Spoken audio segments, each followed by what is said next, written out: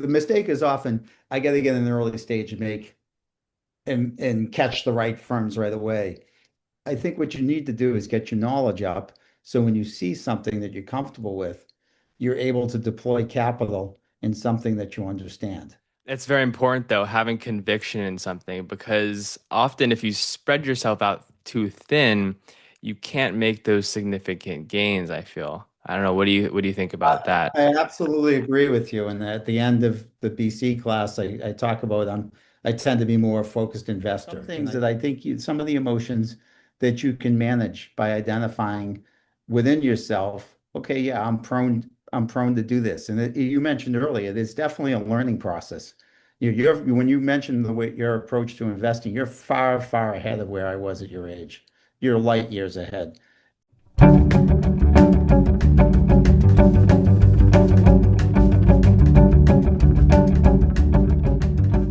Why do smart people make poor financial decisions? And what are we going to do about it? Today, we're going to dive into some of the psychological, emotional, and behavioral drivers behind our financial decision making. Today, we're joined by Paul Ciampa, a behavioral strategist, speaker, and author of Money Talk, a book that's changing the way we think about our financial lives. Paul brings a unique lens to the conversation around money. He's spent decades advising executives, teams, and individuals across Fortune 500 companies, global banks, and wealth management firms, not just on what to do with their money, but why they do it and why they behave the way they do it. So, for example, he's a director at Nomura, director at Credit Suisse, managing director at Barclays, et cetera, et cetera. He is currently an adjunct professor at the Boston College Carroll School of Management, and we're thrilled to have him on here to explore why our financial decisions are often more emotional than rational, and how understanding that can lead to more clarity, confidence, and the connection between money and life. So today we'll dive into how our financial decisions are rarely just about money, and how by understanding our inner narratives, we can reshape not only our wallets, but our well being. Whether it's saving on fees or investing in your health, another area where small habits compound over time are in our relationships. And I think in Money Talk, you talk about um, how important it is for us to communicate about money, and how oftentimes many people don't, especially with the people closest to us. So that leads me to ask, you emphasize this power of money talk within relationships. How come it's not so common, but communication around money is so rare? That's a great question. And it's interesting because if you step back, why Kevin and I wrote the book, we were about the same age. We got married about the same time, had kids about the same time, made a lot of these decisions. So we often use each other as a sounding board in making decisions. And it was because we could trust in each other and we had similar value frameworks for making it. But being able to talk through to somebody else, being able to articulate your logic and get it challenged, is really important. And so I think to answer your question, it's really about finding people you're comfortable sharing information with. And you don't have to say I'm worth X dollars and but broadly be able to share your financial state and give them enough information so that they can offer you suggestions, give alternative opinions, give pushback. Pushback is so important to the decision-making process. So I would encourage people to do it. I can't answer why it doesn't happen more often. I think there's some people have privacy around it. Some people don't find somebody that they're comfortable playing mental ping pong with. But if you can, I mean, finding small groups of people make your decisions much better. And I think that, it's really important for us to talk about money within the people closest to us, within our relationships, but it's also very important for us to understand ourselves and how we interact with money. And so, what are some of the common blind spots for that people make in financial decisions? Well, one of the things and comes across in my class as well. I think people need to think in scenarios. So if I see it a lot with people. Oh, if you invest in the S&P, it's made 10% a year, so you should make about 10% a year. You may make 10% a year. There's a range of outcomes that could happen. You could actually lose money over a longer period of time. Now, having said that, in my own retirement accounts, we go into stocks because we think they beat, and we put in kind of base rates. Basically base rates are long-term expectations. Long-term, when we've seen this before, what we want to expect, we use that as a guiding North Star, but I think what people don't anticipate is downside scenarios. And I think one of the most common things I've seen people get in trouble with is hitting a down cycle and not being prepared to be able to withstand through it. If you go back to a good example before the financial crisis, a lot of people were buying homes. The decision, if you look at home prices then versus today, the homes that they bought have gone up significantly in price. What happened was we hit a downside scenario and a lot of people got foreclosed on. That's not different than what we've seen in the financial markets. Long-term capital lost a tremendous amount of money by employing leverage. They get hit by a downside cycle that they were unprepared for. And, in the book, one of the things we talk about is doing kind of pre-mortems. Okay, here's the decision I'm making. If things go really badly, what's the scenario that causes that? And what is the financial outcome? And can I live through that? If you can't live through it, then not everybody, it's not the sense of cowardice or whatever. People just need to be honest with themselves. As Warren Buffett said, if you're going to invest in stocks, you should be willing to stomach a 50% drop. And just in the past, in my lifetime, we've seen multiple 50% drops. And they're not, people think you can anticipate them. You can't. But you can build them into your thinking beforehand and make sure you can live with it because that's really important. Awesome. And can you share a story where someone made a breakthrough once they saw their patterns, or maybe, or I don't know, were you always a great investor, or did you have some failures in your life? I can share one of the examples or flaw I had in my investment decision-making process. Um, One of the worst, if I look back, the worst trades I had would be and I'll explain in stock terms, and where I was investing was in a different space. But I'll explain in stock terms. I might look at a stock that's trading for 100, and I might say it's worth 150. Okay, so it's undervalued, it's a good investment, 50% upside. I get 6 months later, the price is 90, but now I think it's worth 140. So there's more upside. So I'm like, okay. And then I get 6 months later and the price is 80, and and I think it's worth 130. And there's a beautiful Peter Lynch discussion on this because I just found it in the last semester. But he said what the market's telling you at that point is you don't know what you're doing. And Michael Mawbosson, I've learned so much from him, and he's been very generous in coming to my BC class once a year. But one of the things that Michael's got me doing was decision journals. And when you write down any investment or any decision you're making in life, we would write down a range of factors, risks, rewards, worst case, et cetera, what we think was driving the investment. What I realized in the investments I was just describing is over time, I was starting to realize I didn't really understand the investment. And that was clear because I was marking down what I thought it was worth from 150 to 140 to 130. I was staying in the investment because it was getting more upside and I had that anchoring to an investment, a psychological bias. But by working with decision journals where I could then see, did I have this outcome? Did I have these series of outcomes in my thought process at the beginning? And if I did, then it might be an opportunity to add. But what I found more often than not was I didn't really understand it. And I did a big study when I was at Convexity of so I kept decision journals for years, and we rated each investment. There were four criteria: knowledge, How well did I know it? Edge, how much did I think it was mispriced by? Asymmetry, how much could I make versus lose? And then robustness, what was my probability across economic scenarios, across environments of winning?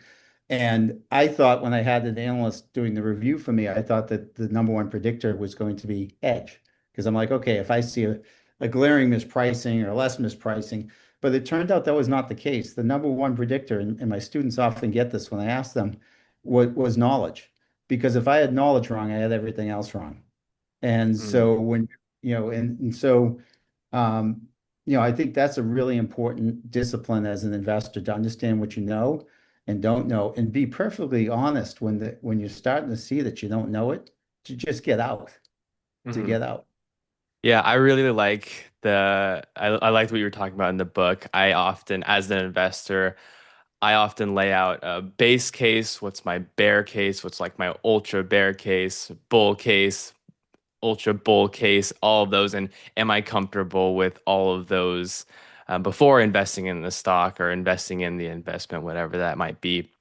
But you just talked about a little bit about psychological biases. So behind every bias is a deeper emotional layer, I think. And we talk about financial decisions not always being rational because of our emotions.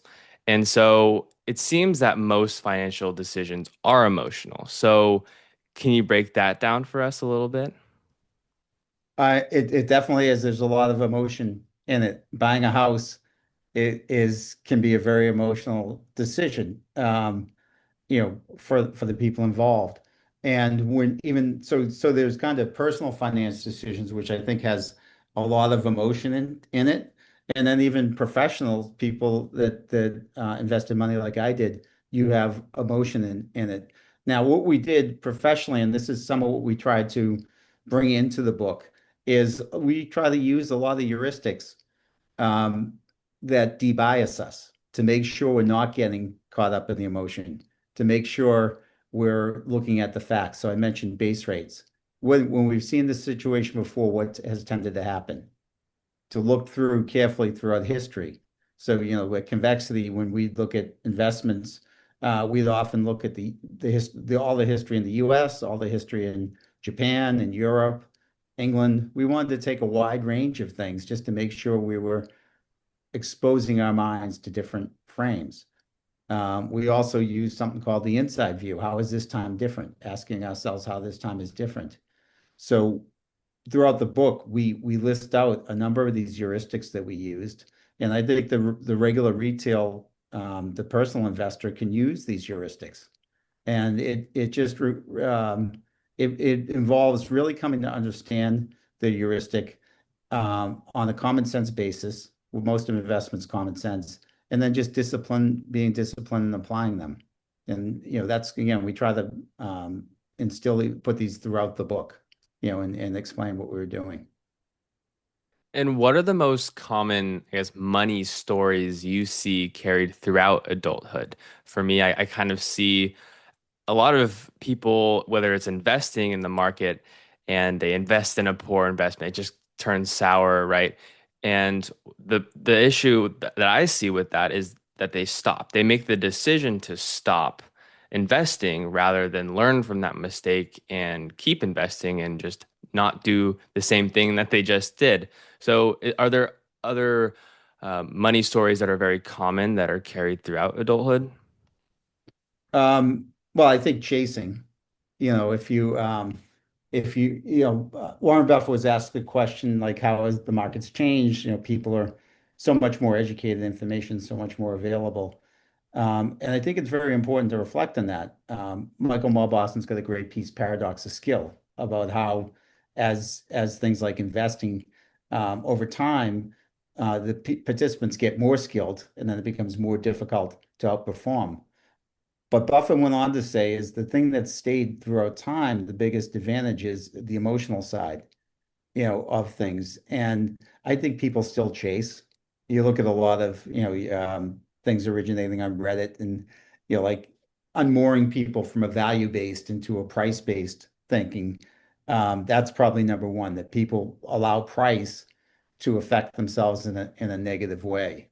Price is a very positive thing for you. It's as Buffett talks about the Mr. Market. Some days it's really optimistic, and if you own something and it's get so expensive, it gives you a chance to sell it out and redeploy your money into something that's cheaper. And then sometimes the market's just super depressed. I mean, you've had like 2009 for my investment career was the easiest point in time, but then 1999, 2000, there were some excellent opportunities as well. Both of those came out of a severe depressive episode. 1999 was the demise of long-term capital, the unwinding of a lot of risk relative value hedge funds, which created an opportunity set and stuff I looked at, which was just exceptional. In 2009 was the same thing. So it's this cascading of emotion that stayed there. And again, what we try to help people in the book is to make sure they're on the right side of that emotion because it can give great opportunities to get involved. So these emotions don't come out of anywhere. They come out of who we internalize ourselves to be, I think. So how does somebody's self-conceptualization of themselves influence their investing behaviors, whether it's budgeting or investing?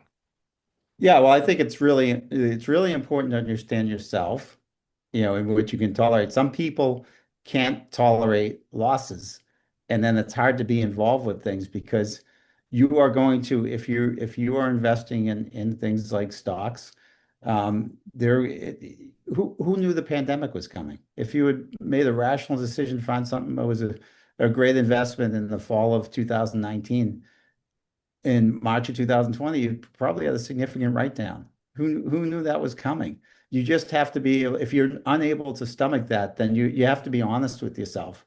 But then there are some things that I think some of the emotions that you can manage by identifying within yourself. Okay, yeah, I'm prone to do this. And you mentioned earlier, there's definitely a learning process.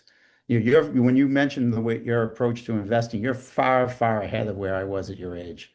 You're light years ahead. The key is for you is going to be keep growing, but it sounds like you're in that mindset. So it's really to take in information and keep growing on it, and finding ways that you can do it. And I think, going back to each individual, they might understand things better.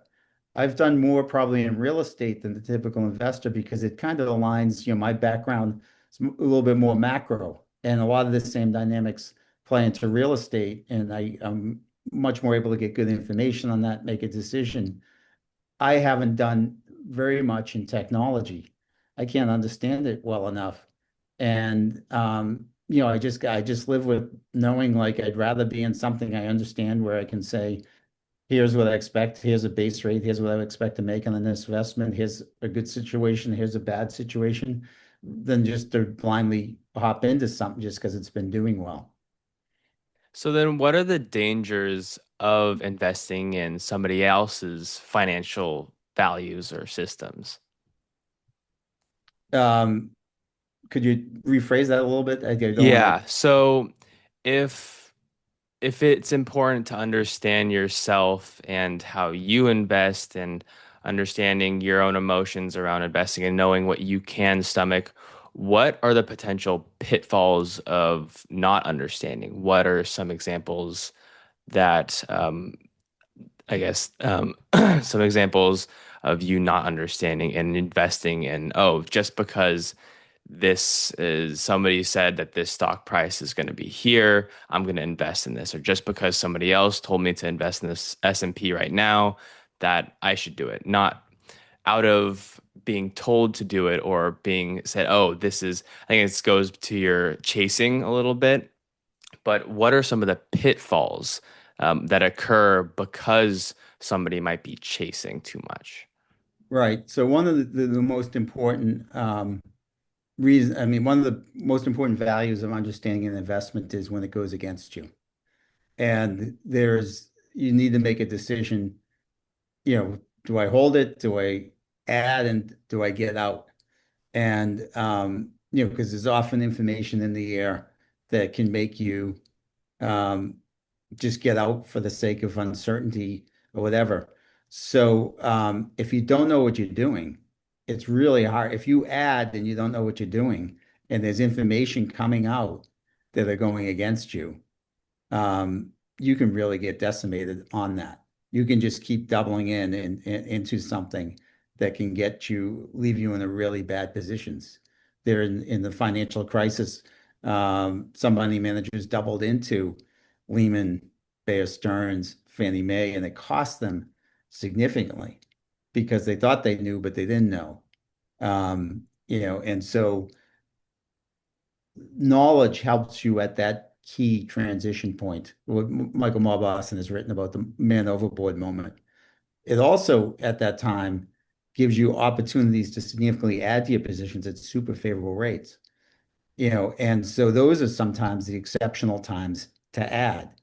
I mean, I remember I owned JP Morgan for a long period of time, and I started with the London Wheel, where they had this, I think it was like a $5 billion loss coming from the trading area. And, fortunately being in the industry, I understood a little bit how their risk systems worked and how Jamie Dimon operated. And was able to make this decision like $5 billion. It's a small part of their annual earnings, or even if it's a meaningful part of them annual earnings, they'll earn their way out of it, and then he'll prevent it from happening again. So the amount of valuation that 5 billion took out was dramatic, and it was a buying opportunity. You had asked earlier about a learning point. Jamie Dimon, I'll just go back and talk about learning from your mistakes.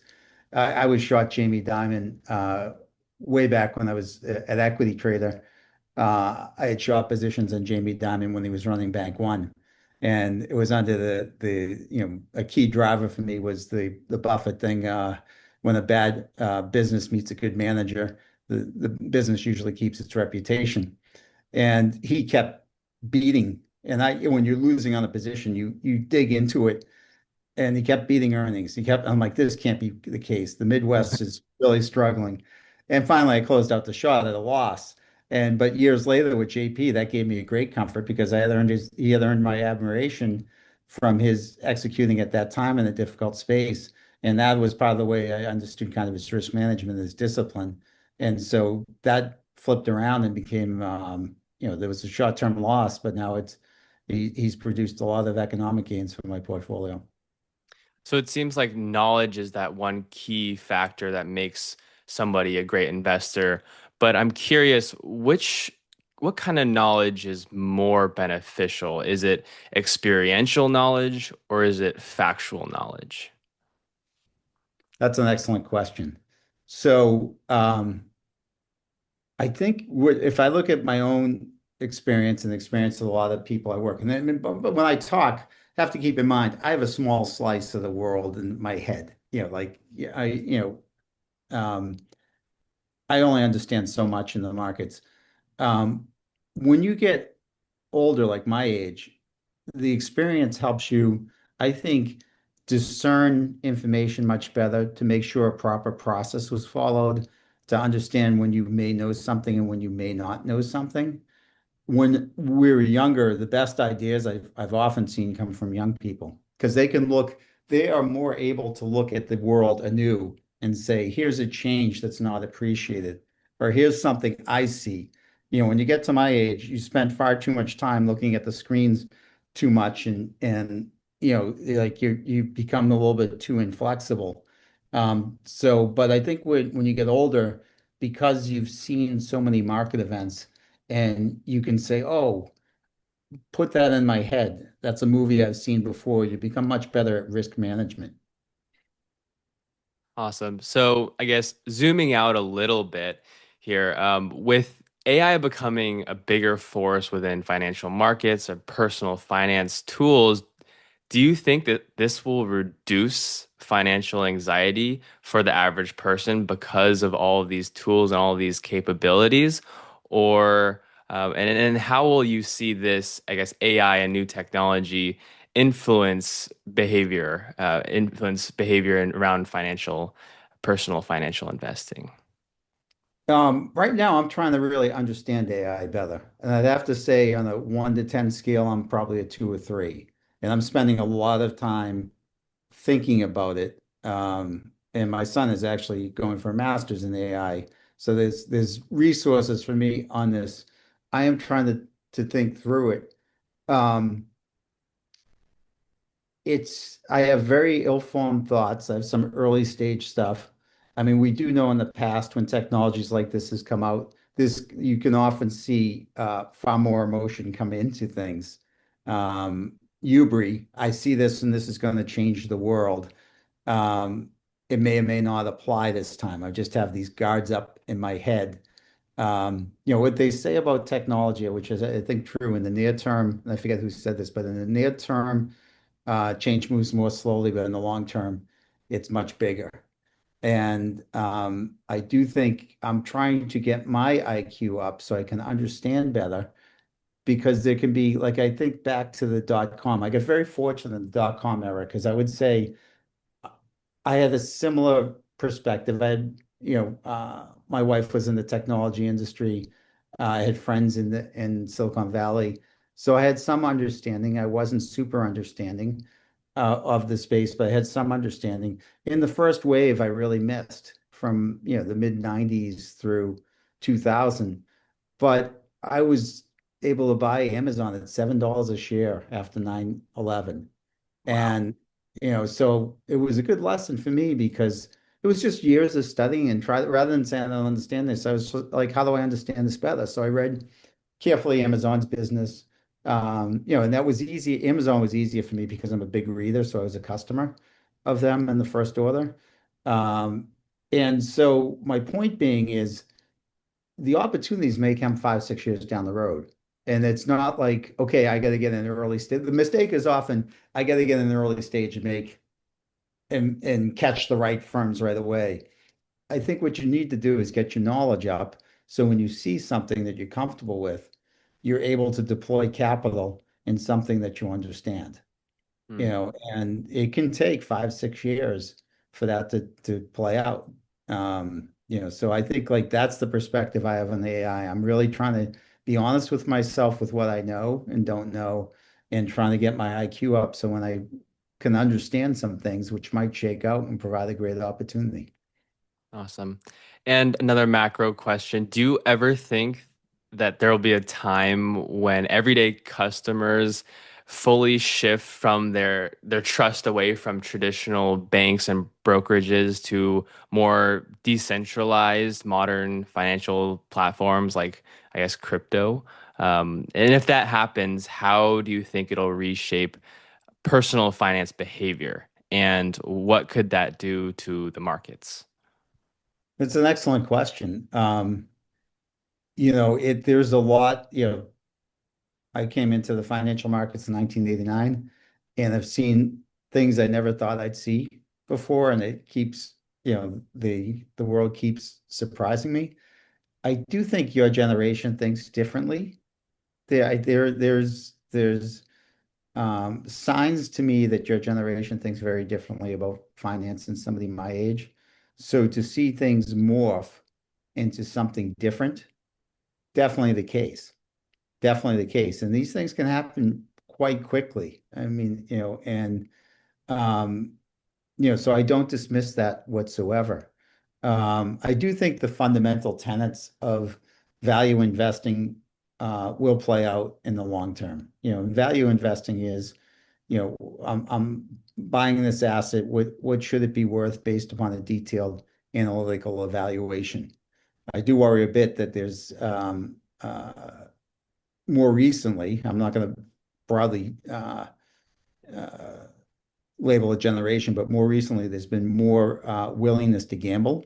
Some of this might have come out in the pandemic, and there's evidence that that's similar in the stock market as well. I don't think that behavior will last for a long period of time because the gambling behavior. So buying something based upon speculation, betting on sports, engagement with options. I think these things will eventually perish.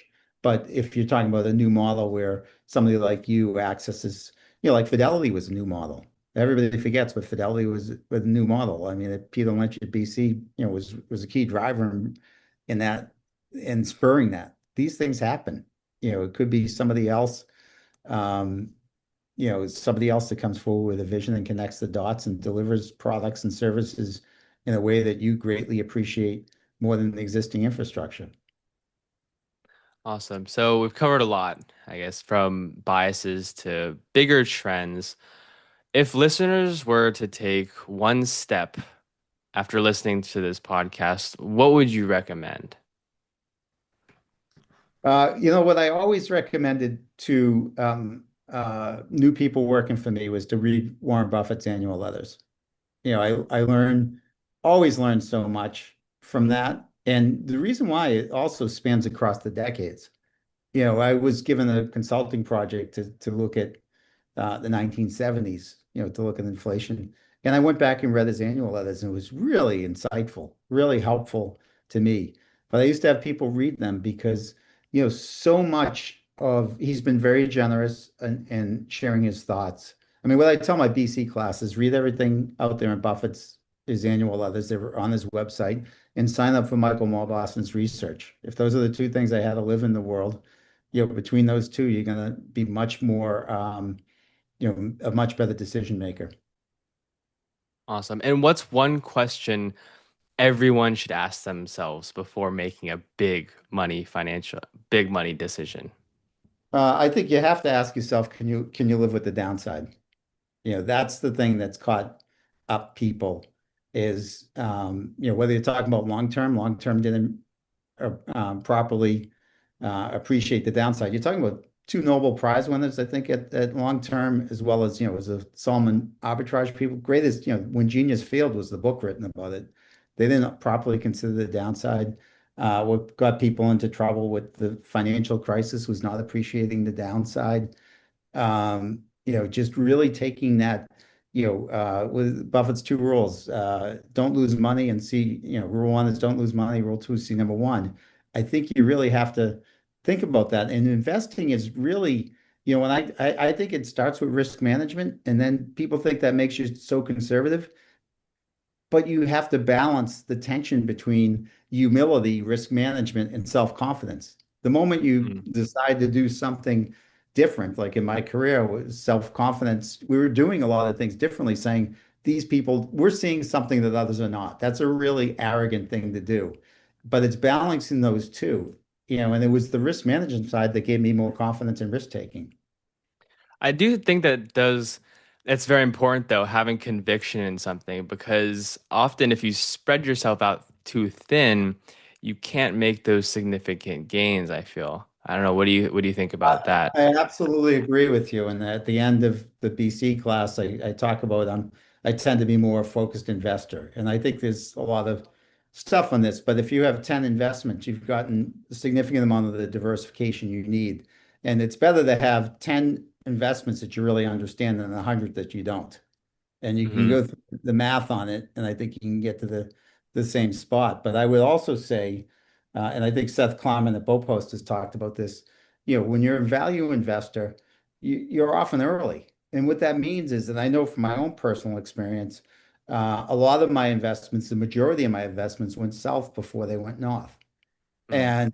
And, the reason being is if you're buying something because it's getting really cheap. There's a reason it's getting cheap. Somebody is a forced seller. Somebody has, had a deleverage, whatever. There's no miracle reason that the moment you start buying, it's got to change its path. That force is still present. So whether it's 50% of the way there or 75% or 90%, the odds are this might be a little bit more push left. And Mm. what you're doing is in value investing, you're taking advantage of the edge that's being created from somebody selling something for what so-called irrational. I mean, the behavioral people would say there's a reason they're doing it that's rational, but from a pure expected value, it's an irrational behavior, and that sets it up. So if you're involved, you do need the conviction, and conviction and open-mindedness. The last class I said with portfolio management, you have humility and self-confidence, tensions, and then you have conviction and open-mindedness. You got to be willing to take in the information and trust me, like it eats at you when the thing's going against you. Like, what did I miss? And that losing teaches, as Pat Conroy said, losing teaches you more than winning ever did. So when you're losing money, you definitely scrutinize it because your boss is coming over and investors coming over, and you learn a lot more from losing than you do when things just go straight north. Awesome. So it seems like most people don't have a money problem, but a meaning problem. Paul Ciampa joins us to break down why your past identity and emotions are secretly driving your financial life. You'll never look at money the same way again. Thank you, Paul, for coming on the NAGOMI podcast, and thank you all for tuning into NAGOMI.